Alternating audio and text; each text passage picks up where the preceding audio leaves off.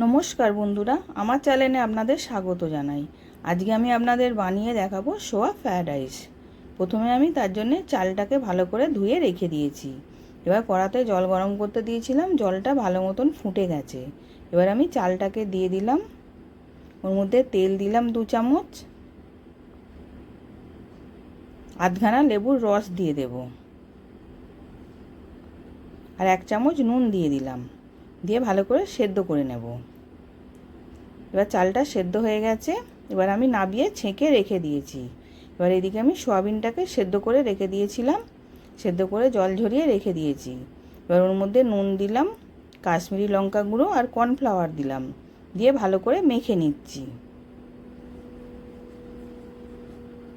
এবার মাখা হয়ে গেছে, আমি কড়ার মধ্যে 1 চামচ ঘি দিলাম, দিয়ে সয়াবিনটা দিয়ে দিলাম, দিয়ে ভালো করে ভেজে নেব। এবার সয়াবিনটাকে আমি উল্টে পাল্টে ভেজে নিয়েছি। এবার ভাজা হয়ে গেছে, আমি তুলে নিলাম।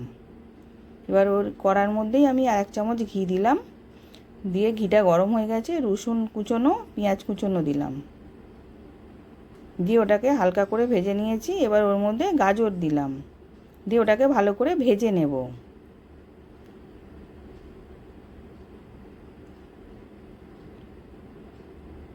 ওর মধ্যে আমি ক্যাপসিকাম দিয়ে দিলাম, সবুজ আর লাল 2 রকম ক্যাপসিকাম দিলাম, 1 চামচ নুন দিলাম, দিয়ে ওটাকেও ভালো করে মিশিয়ে ভেজে নিচ্ছি। সবগুলো ভাজাও হবে, সেদ্ধও হয়ে যাবে। এবার ভাজা হয়ে গেছে, ওর মধ্যে আমি ভাতটাকে দিয়ে দিলাম, স্বাদ মতন চিনি দিলাম, গোলমরিচ গুঁড়ো দিলাম, আর সয়াবিনগুলো দিয়ে দিলাম, দিয়ে ভালো করে এবার মিশিয়ে নেব।